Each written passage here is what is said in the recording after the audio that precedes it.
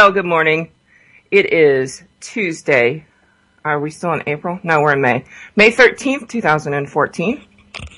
And this is Prepper Chicks in the morning, as opposed to Prepper Chicks after dark. It is way entirely too early sometimes for this. But we are here and we are live and we're going to talk about things that make you go, this morning. It's 70 degrees already here and expected to only raise 4 degrees today before we get an onslaught of more rain. You've seen over the last few days, there's been an onslaught of normal, I guess you could use the term loosely, typical spring weather across the Midwest. Yesterday, Cleveland, North Olmsted, my old hometown peeps got hit with possibly some tornadoes yesterday. So hearts and prayers go out to them. I checked on some of them last night. Some awesome pics of storm shelf clouds going over top of Lake Erie over across downtown Cleveland yesterday, but flooding was unbelievable. I used to live in North Olmsted, which is on the west side of Cleveland, for about 10 years before moving up out of the country and before I moved here to Indianapolis. And I remember it flooding one other major time. Just happened to be at Cedar Point for the day with a group of friends, and all of us got nailed back home. Flooded basements, the whole 9 yards. Haven't really seen that since then, but yesterday they got it bad. So expected some more of that over the next few days. I don't think it's supposed to be dry here until the weekend, which you know what that means. My weekend will be spent baling hay in my yard because nice warm temps through the day with a little sprinkling of water throughout. You cannot mow. And it's usually reserved for when it finally dries out, which means it's past my knees by then. But fun times, huh? And unfortunately, my husband is allergic and has sinus problems and allergy problems and all that. So I get the benefit of putting on the headphones and saddling up the riding lawnmower and spending the day out just mowing the grass. And not that I'm complaining, because I thoroughly enjoy it, quite honestly. It's good for some quiet downtime after dealing with some of the stuff out there in the world. So, just some things that, like I said, make you go, in the news. Yesterday, in Indianapolis, this hit the Fox59.com news channel. Let me see here. As the American military draws down its commitments in Iraq and Afghanistan, stateside ports, armories, depots, warehouses are packed with excess military material and vehicles, some of them none the worse from their tours in overseas war zones. A lot of these weapons, uniforms, trucks, and mine-resistant vehicles are patrolling the streets of central Indiana at virtually no cost to local law enforcement agencies. Yes, we are doling out all of the excess we have from our commitments that we partook in Iraq and Afghanistan, brought them here home, and now they're patrolling our streets. Not that we have any kind of training whatsoever to utilize these, nor would I trust half the people that they've been given to. I think we've talked in the past the difference between, well, actually, I think last Tuesday night we were talking about, who would you rather have in your prepping group?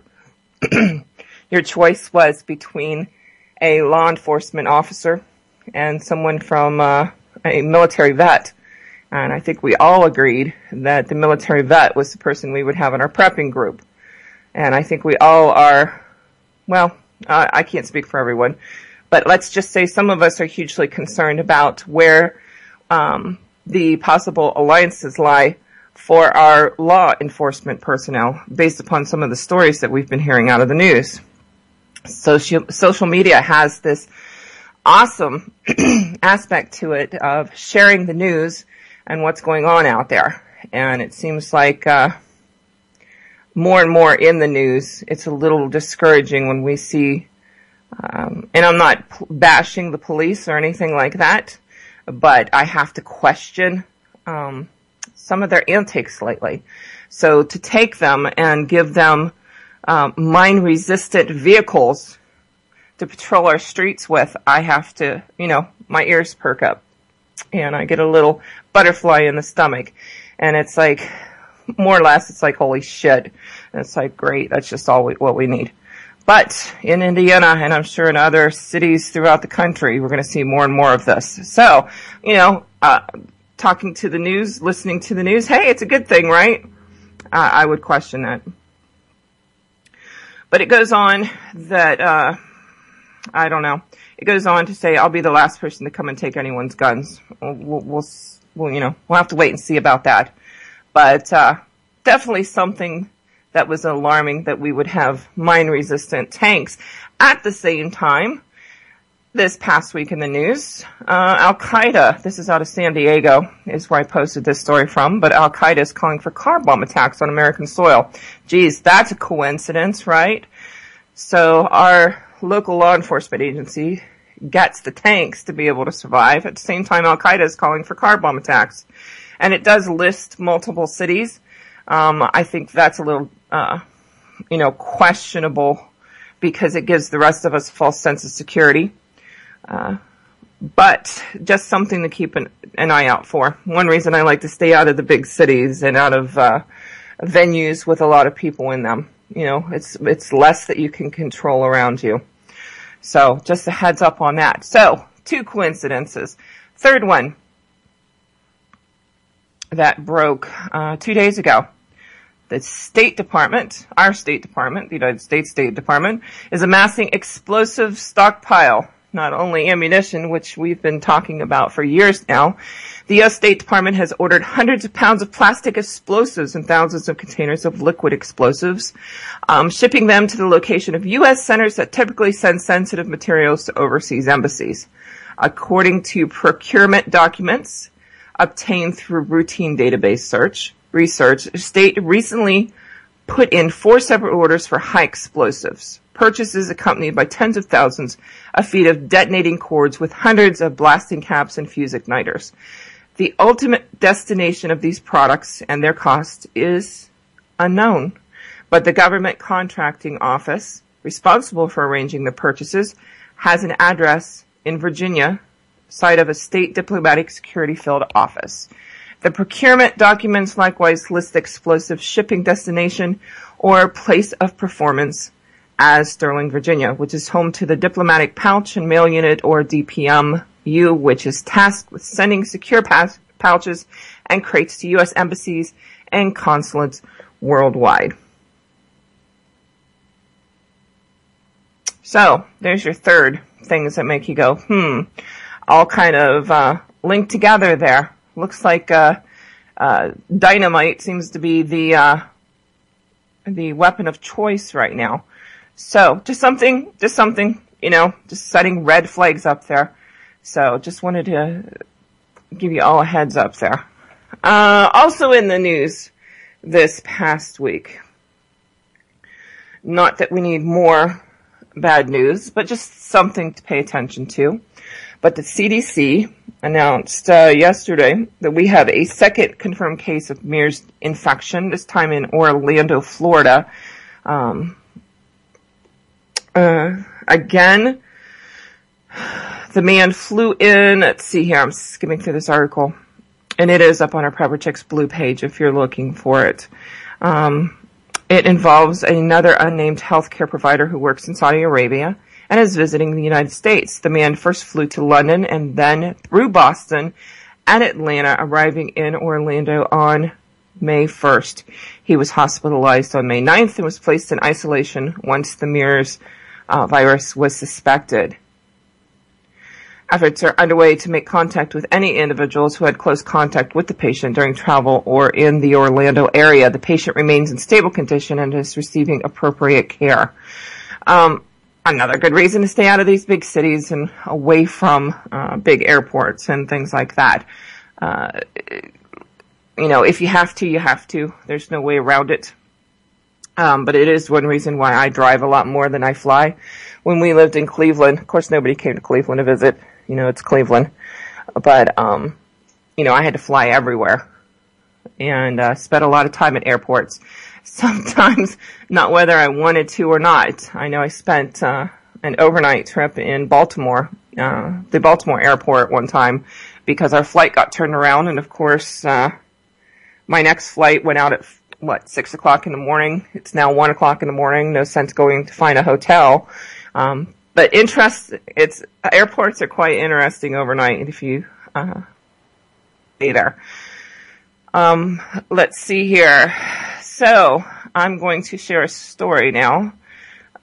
This is from Herbal Prepper. I'll post this up on my Facebook page. But she did put a nice article together concerning some of the herbs and essential oils to fight coronavirus or MERS.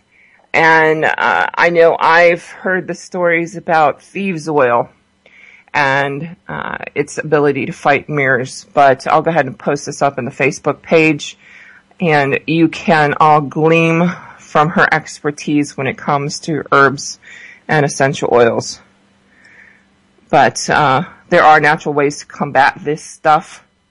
Might not be as quick as you would like pertaining to natural medicine out there, but I do know that utilizing herbs and essential oils over this past winter, my family hasn't been sick at all.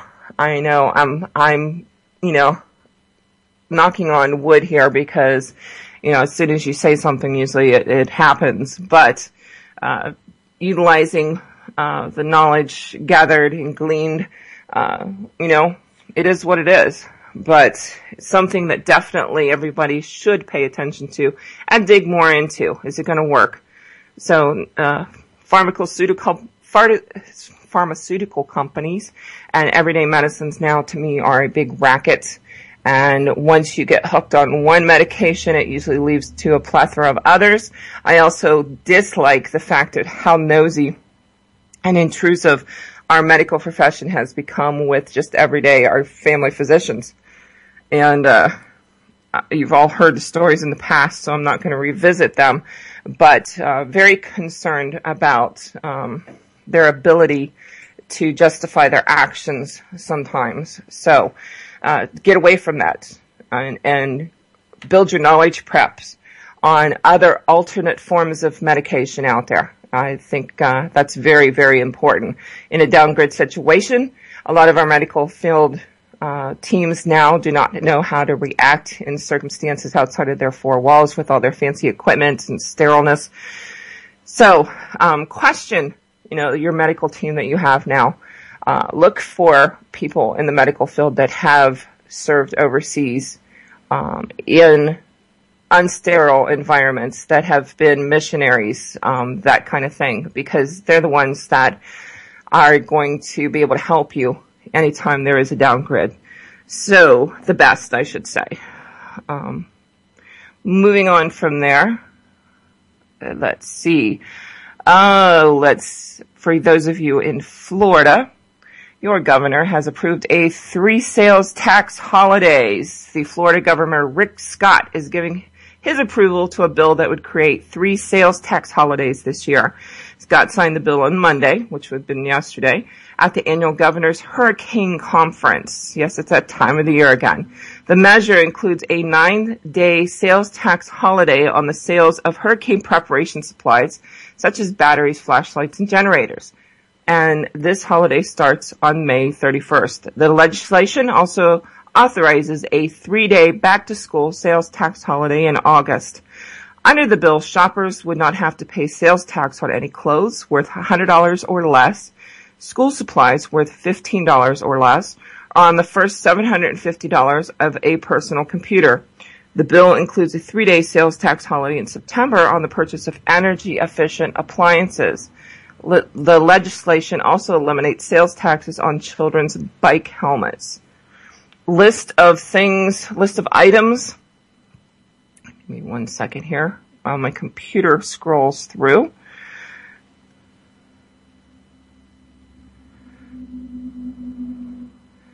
So some of the specific items in the sales tax holiday include a portable self-powered light source selling for $20 or less. A portable self-powered radio, two-way radio or weather band radio selling for $50 or less. Waterproof sheeting selling for $50 or less.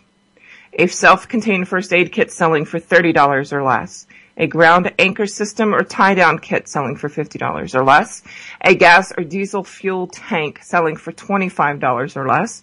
A package of AA cell, C cell, D cell, 6-volt or 9-volt batteries, excluding automobile and boat batteries, selling for $30 or less. A non-electric food storage cooler selling for $30 or less. And a portable generator that is used to provide light or communications or preserve food in the event of a power outage, selling for $750 or less. This is awesome. I wish more states would do this, because a lot of times the tax just about kills you anymore. I think if you are just now putting together your emergency kits, you're a little behind this year. We've already had a plethora of tornadoes that have ripped up just huge parts of the Midwest already. A lot of people out there looking for homes, looking for their personal belongings that have been strewn across their states. But at the minimum, please take time to put together a to-go bag that has a weather radio in it, a flashlight in it, some spare batteries in there, water for purification, some medical items such as a tourniquet. Most of the times that I've seen in these kind of disasters, somebody is bleeding profusely, and a tourniquet would come in handy. It's one of those most neglected. I think we get the bandages and the wads of gauze and all that kind of stuff, but a tourniquet would definitely come in handy. Personal papers, if you have not put together and scanned any kind of personal documentation, think about the aftermath of these storms. There was a couple girls, and I don't remember where they were at. I think they were in Oklahoma, put together these life-saving vests, and I have it up on the page, on our Facebook page, so I have to go do some research and find it again. But these fluorescent vests that you could put over each member of your family, and they are they have little keychain type devices on them that you could hook on water purification devices and, those kind of things. And it allows, unfortunately, if you were to get hurt or something like that, it allows the responders to be able to find you faster because it is fluorescent. So definitely a lot of good information out there, a lot of good products out there that you can get together for you and your loved ones. That being said, quite honestly, the most important part of this is the plan itself. Do you have one? Have you sat down with your family? Have you talked to your kids about what you would do in certain circumstances? It's very, very important. You can sit there on the internet in front of the TV all day long and order every single prepped item out there. And there's a lot of them. There's a lot of companies out there right now trying to make a buck off of this. But the stuff isn't going to save you, A, if you haven't ever used it, or B, if you don't have a plan. When your family scatters through the house, when there's a fire or when there's a tornado or something like that, that's not a plan. You need to come together and act like a cohesive unit to better survive what's coming. So please take the time to do that now. Do it now before we get further into the season. I know there's also wildfires right now in Texas. We sometimes forget what's going on in other parts of the country or the world out there just because we're going through our own little bit of reality where we live. But in Texas right now, there's some huge wildfires. People are losing their homes over. So put a plan together. Please take the time now to do that. It's very important in your life, in the lives of your children and your family and those that you love could depend upon it. And share that. Share that with people outside of your area. Share that with people in another state so that if something happens to you, they know what to do, where to look for, what your plans are. So, a couple stories that I wanted to share with you. I think all of us can agree that things are getting a little sticky out there in the rural world, and I, for one, pay particular attention to it. I do travel through downtown Indianapolis a lot, and quite concerned. Have talked to the detectives, IMPD, and, you know, they are overwhelmed with the amount of violence that's going on in the city here.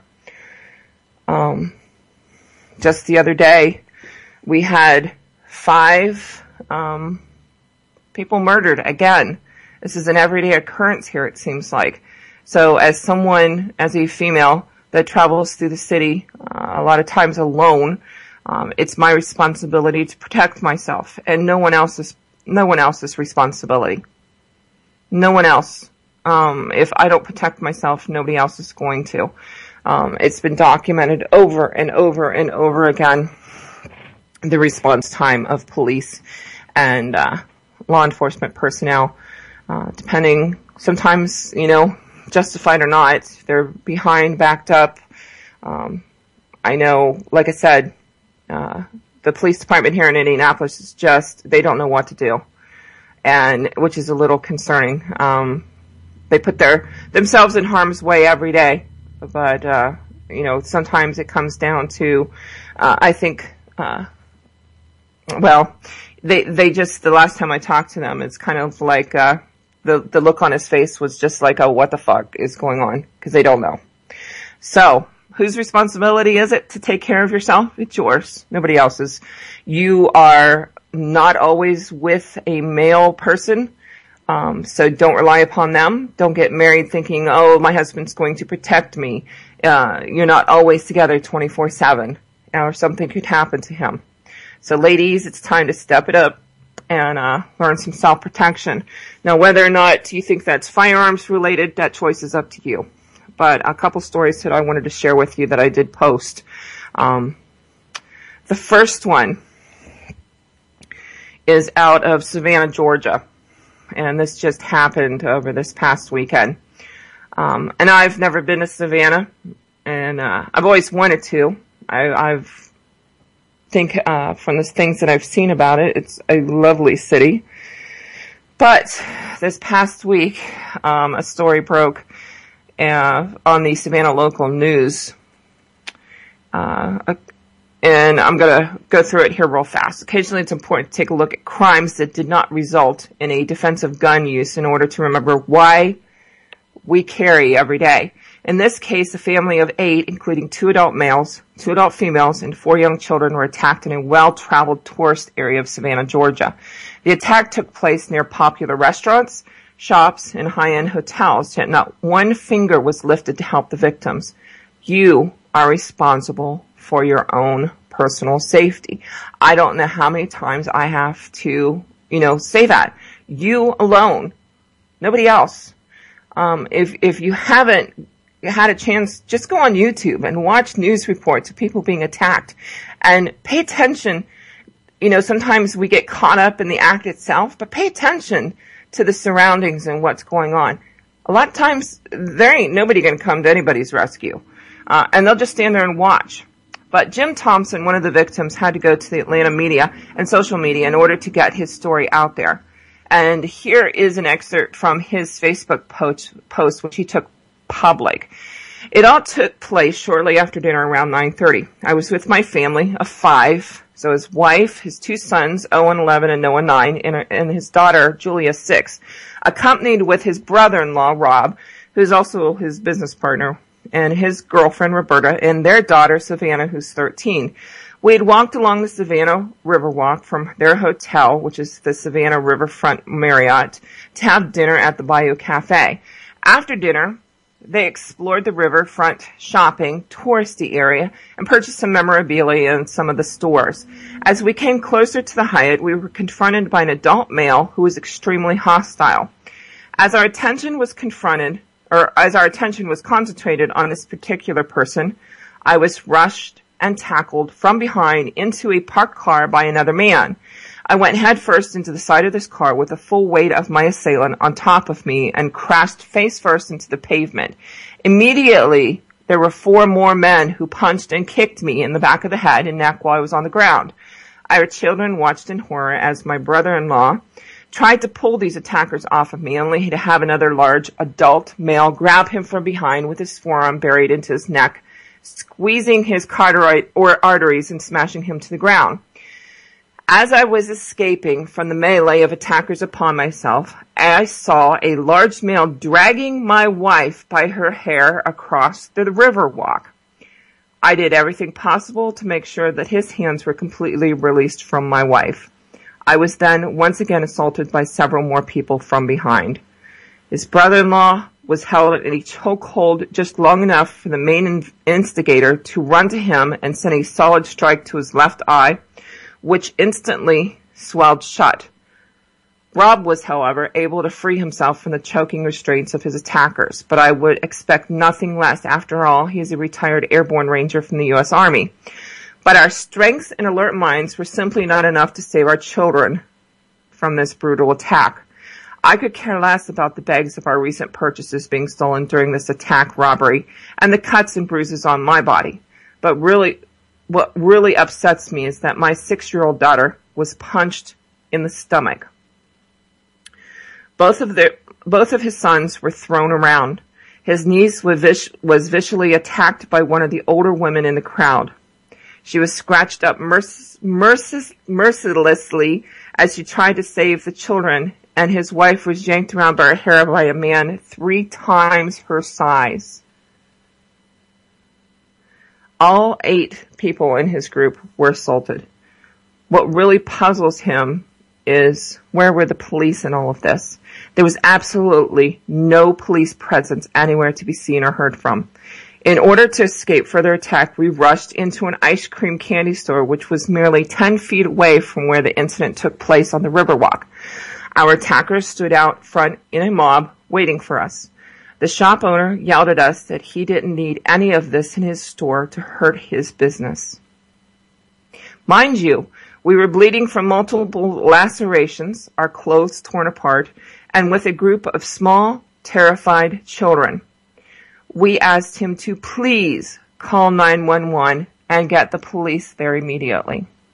After several minutes, we left our safe haven inside the store and moved quite quickly down towards our hotel. The whole time, these same attackers followed us at a short distance. We finally did see 2 patrol officers almost 25 minutes after the incident. They took a statement and called for an ambulance. We explained that the people responsible for this attack were still there. We never saw any more police patrol or backup.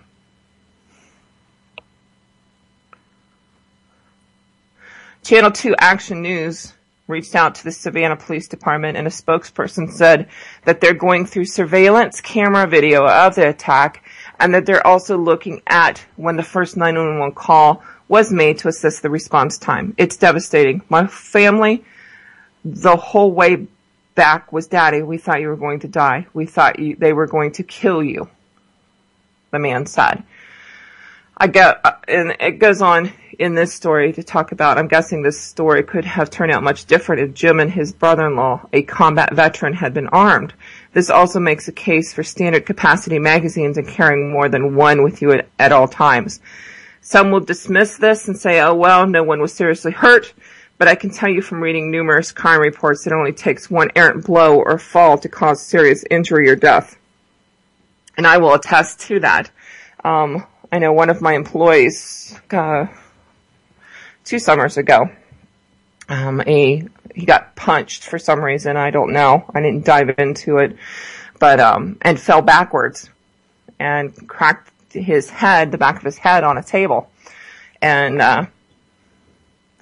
knocked him out cold and was in the hospital for weeks. So, it doesn't take much. And this isn't the first time I've heard stories about this. Again, it's our responsibility for our own safety, no one else's. Like I said in the news report just here, 25 minutes for the police to respond. And yes, I've been told by a detective sometimes they pick and choose what they respond to,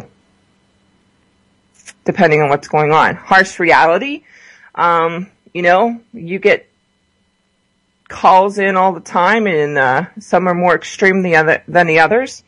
You make a determination on which ones to respond to first. You know, you've got someone actually shot, or you've got someone over here that's being assaulted. Which one do you think they're going to go to first? It's your responsibility for your own protection. Second story, Jimmy Funky from Boiler Room Radio sent this to me yesterday. A young woman was raped while walking to class. And this was, I'm not sure where she was at exactly. Well, she was on a university. But it talked about, I wanted to take a few minutes and thank you for saving me. This is written into Concealed Nation. About a year ago, I was walking to night class from my apartment off campus, and right before I entered school grounds, a man came up from behind me and forced me behind some bushes. He put his hand over my mouth and said if I make a sound, he'd kill me. Then he raped me for about 20 minutes. I could see the emergency call box on campus the entire time, just 20 feet away. It couldn't do a damn thing to help me. I reported the incident, and they weren't able to find him. And I was terrified to go out anywhere after that. A few months later, I opened up to a friend about what happened. She recommended that I get my concealed carry permit, so I went online to see the process. I came upon Concealed Nation's Facebook page and website.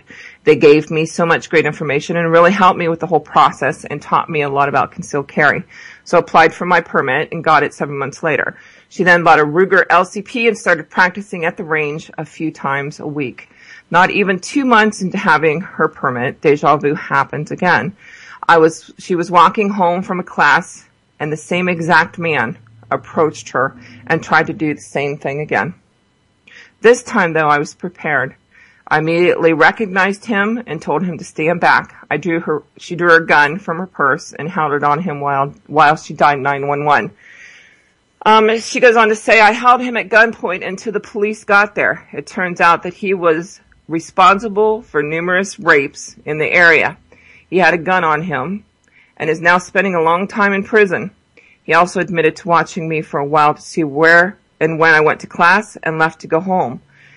My friends asked me what I would have done if he drew his gun. It's him or me. I would have shot him. So big kudos to the chick. First of all, she went and got her concealed carry license. And it sounds like in her state, she did not have to have training beforehand. Indiana's like that. You can just go apply for a license without any specialized training at all. Mixed emotions about that.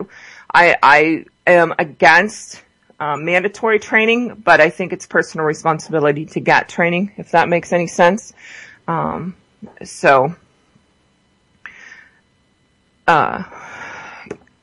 kudos to her for going and learning and taking responsibility for her own personal protection. A couple things that I wanted to read to you this morning. The first one is from several firearms books that I've collected over the years that I think are awesome. The first one is Personal Defense for Women by Gila Hayes. If you don't have any of these books, please go get them because they're awesome. But a point that she brings up and that her friends asked her, what would you do if someone drew a gun on you? I don't think it's something that we think about a lot. But in Gila's book, she writes, Deciding to Live. The will to fight has been trained out of socialized humans. If surprised by an assaultant, do not expect some defensive instinct to surface automatically. If you have not confronted issues about your right to defend yourself, questions of legality and morality may be foremost in your mind, interfering with the concentration that should be directing your defense. I don't think an ethical person can blithely say, sure, it's no problem to kill to save my own life, and fail to pursue an understanding what it means to kill in self-defense. Take a moment, please, and digest that, because we talk about it all the time. But have you actually sat down and thought about what would happen emotionally, mentally, physically, legally, morally, if you were forced to kill someone? something we all need to take a step back and think about.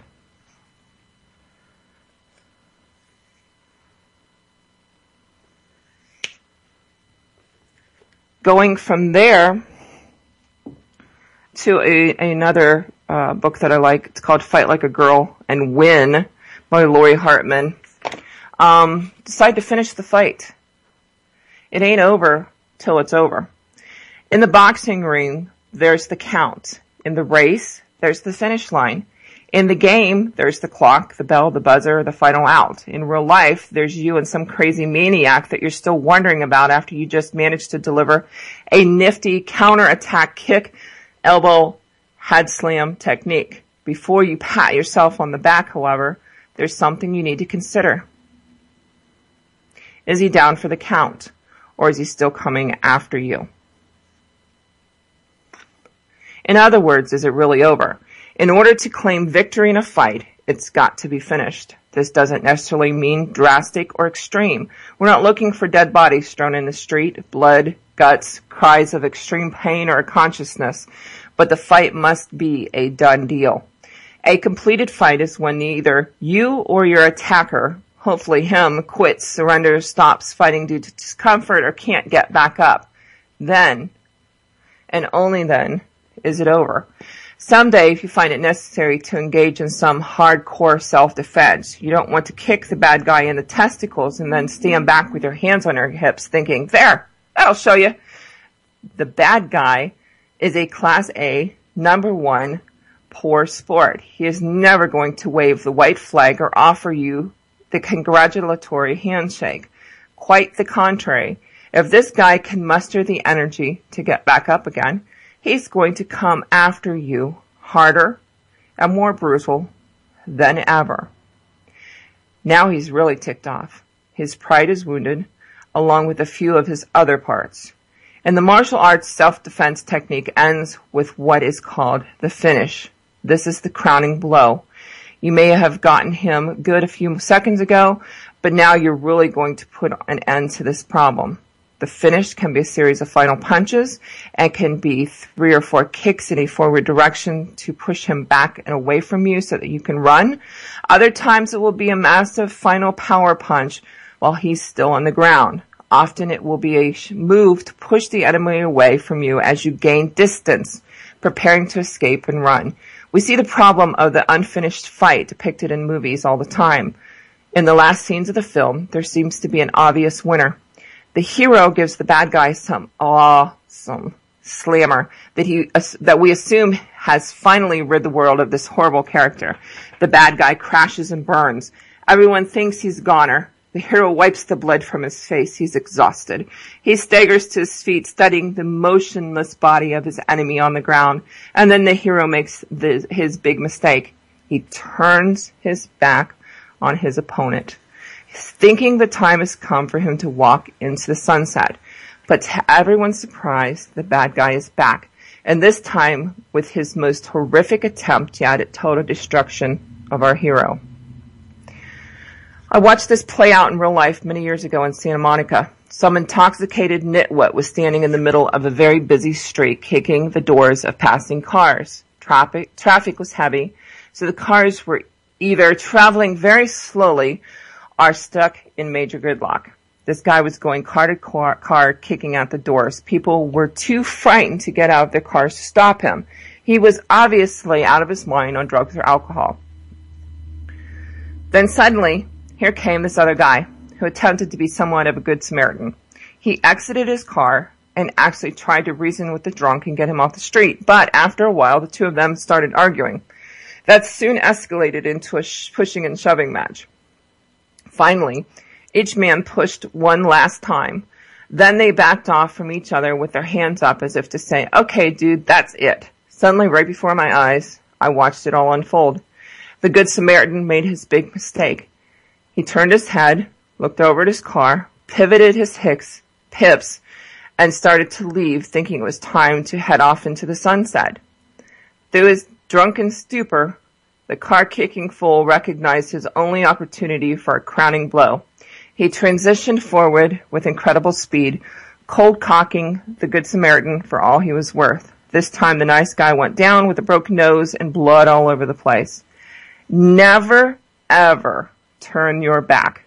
Not before, during, or after. In fact, don't turn your head, your face, or change your vision or your focus unless you have multiple attackers and they're still coming at you from other directions. You must never look away from your attacker and from what you thought was the end of a fight. Remember, the way a cat fights with her eyes, the same goes for us. The fight is over when he's sucking the dust off the ground. That's when you stop fighting and start running as fast as your legs can carry you. Before you head for the sunset, finish up the job. Don't leave any unfinished business in a fight. Do make sure he's down and out and not coming back for more. And don't look away until you get away.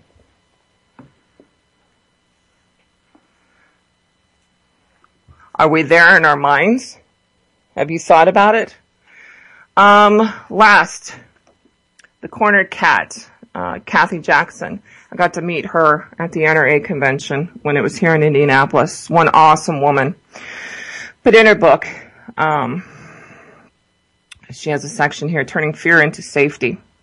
The difference between fear and panic is knowing what to do. If you have a reliable, effective solution, then fear is an asset. You know what to do, and fear just makes you do it faster. On the other hand, if you don't know what to do, or don't trust what you know, then you will freeze in terror because you have no clear goal or way to get there. Fear helps, panic hinders. Fear is your savior, panic your nemesis. And that came from Mark McYoung. And that goes to, we've talked about this before. Sit down and think about what you would do in certain situations. Your ultimate goal is to survive. Are you willing to do what it takes to survive? One of the odd things about fear is that ignoring it can make it grow stronger. It can become this giant amorphous thing that haunts the back of your mind, growing ever larger as you ignore the shadows in which it hides. You start by being afraid of some specific thing, being attacked and raped by a stranger, for example. You don't want to think in detail about that because it certainly isn't a pleasant thought. Because you don't want to think about it, you never study the uniform crime reports to learn that stranger rapes are the rarest type of rape there is.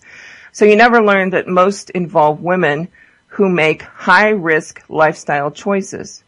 Because you avoid this unpleasant subject, you tune out information about ways you could reduce your already small risk of experiencing this unlikely type of attack.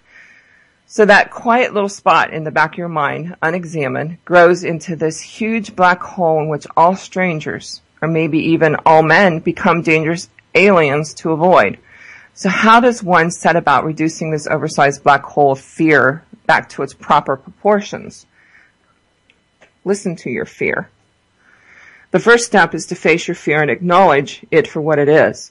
This may not be as easy as it sounds, because while the emotion is easy to identify, figuring out exactly what prompted it might not be so simple. If you have trouble sleeping in an empty house, for example, you might lie awake listening to unfamiliar noises, jumping every time the branches outside your bedroom window creak in the wind, and tensing up with every minuscule settling around the house, and makes your house cool down at night.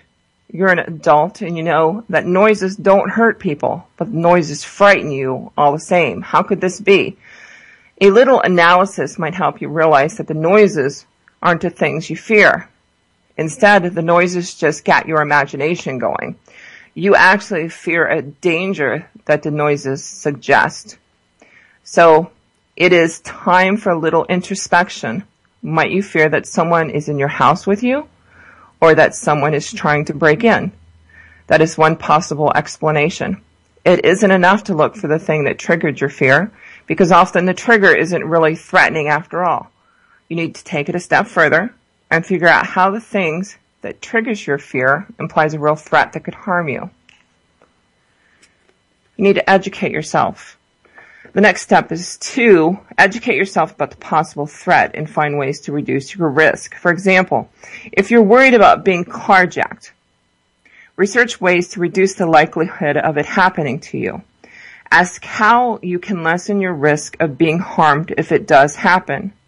This could be as simple as learning that many carjackings begin when an intruder opens the unlocked door on the passenger side and climbs in. Just locking your car door will reduce this risk significantly. It doesn't cost anything and it doesn't take any real time. It's a no-brainer. But it's the sort of no-brainer that someone avoiding fear will never discover, because denial is less frightening than reaching over to lock a car door. But if you've already locked the door and are still concerned about criminal activity while you drive, perhaps your subconscious mind is telling you you haven't done enough. You may need to dig deeper and do a little more research on how these events take place, how often they occur in your neighborhood, and who is at most risk from them. If you fear violent crime, you may want to study Mark McYoung's 5 Stages of Violent Crime, which you can find on his excellent website, no-nonsense-self-defense.com, and in greater depth on his DVD, Street Safe. He teaches that it takes time to build up to violence, even though it often seems to the victim as if the crime came out of nowhere. Criminals have goals they are reaching for, and certain steps that they must take before they can reach these goals. Once you know what these steps are, you will be in a much better place to counter the steps and thus avoid violence. When you know what a criminal needs in order to accomplish, in order to attack you, you have a better idea of when and where to be alert, and more important, what you are looking for when you are alert. You also know when you may breathe a sigh of relief because you are temporarily able to relax your vigilance. And this knowledge is your friend, and knowledge begins by facing your original fear nose on. Situational awareness. We talk about it all the time. You gotta let yourself go there. You gotta think about certain situations. I'm a single female, and yeah, I'm gonna go here. I'm a single white female that travels through Indianapolis a lot, alone. And I go through neighborhoods I probably shouldn't be in because of my job.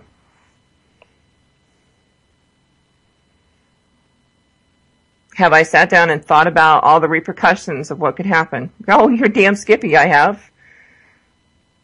You know, I've been on the opposite end of that.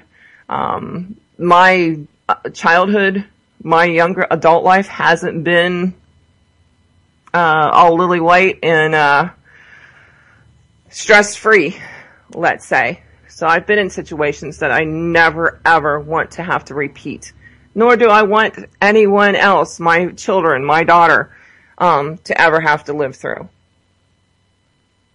Does it suck to actually think about it? Oh, hell yes, it does. But some ways too, I think it can be quite healing in the process. But you have to sit down, ladies. You have to sit down and you have to think about these things. I belong to a Facebook group. It's a group of moms in Indianapolis. And they're talking about, which parks you go to and what's the best pediatrician and, all that typical mom kind of stuff. And so I posted in there. And they're quite, they communicate back and forth quite well, talking in there to each other and whatnot. So I posted in there that could do some personal defense training and things like that. Not a peep. Not a peep. Why do women feel they're not worth the effort to personally protect? Why are you afraid to think about it? It's startling. And it seems to me like and I could be totally off key here, but just my own experience. To me, seems the more suburban, wealthy you are, the less protected you are, the less you think about your own personal protection. That soccer mom group that's out there in their SUVs and ballet classes and piano recitals and all of that seems to be, in my opinion, the worst sector that there is. Why is that? Is it denial? Is it the stigma that's attached to carrying a firearm? Or any kind of self-defense? Ladies, you gotta work past it. Your life, your children's life depends upon it. Two guys out with their families in Savannah, Georgia. All of their children get attacked. I think it would have ended quite differently if someone would have been armed. Trying to get help with their children. The daughter punched in the stomach, go into a candy store, a kid's store that's, and the shop owner doesn't want him in there because it's going to ruin his business. Other people aren't there to save you. They're not going to. It's been proven over and over and over again. You're going to be damn lucky if you find a stranger that's going to step up and help you. There's too much fear out there. There's too many cases of people feigning help and then getting attacked in the process for people to actually step out. Just like I said in the one book, we are programmed anymore. It's bred out of us. Self-defense is wrong. You shouldn't do that. The police are there to help us. We should rely upon the police. Call 911. That's bullshit. They're not going to be there in time to help you. They're there for cleanup. You're going to be damn lucky if you're one of the ones to get the police there in time to save your ass. Ladies, you need to step up. You can still get your hair done. You can still get your nails done. Still wear your pearls to work. You can still do all that stuff. I'm not going to change that. Does anybody need to know? Really? Not really. I mean, if you wanted to go do it privately.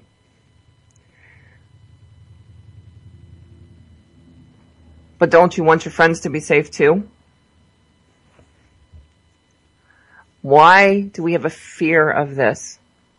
Why can't we get past it? There was a case here not too long ago in Indianapolis. A gentleman, I think I've talked about it before, gentleman owned a landscaping business up Noblesville way, northeast side of town. Owned a landscaping business. And of course, when you own a landscaping business, you need to make sure your landscaping at your own house is immaculate. So, of course, the guy had the people that he employed come to his house and do his landscaping. Just so happened that one of the gentlemen that he had come, and I use that term loosely, anyways, one of the men that he had come to his house to do the landscaping, he ended up terminating his employment because half the time he didn't show up or he was late or whatever. Justifiable. As an employer, you don't show up for work or you're late all the time. Don't be shocked if you lose your job. Well, it pissed this guy off. And while the business owner was at work one day, this fired employee shows up at the guy's house where his wife and his daughter are. And I honestly don't know if they have any kind of training whatsoever. What I do know is it was reported in the news that the ex-employee took the wife and the daughter to the basement and proceeded to kill them with a brick in their own home.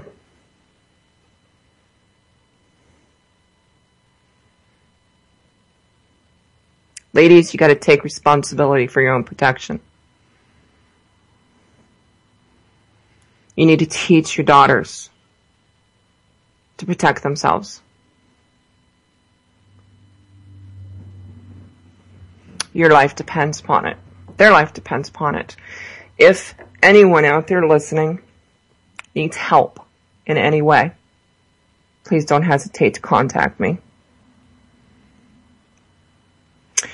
First marriage, I had 3 restraining orders. This was, I'm going to date myself here.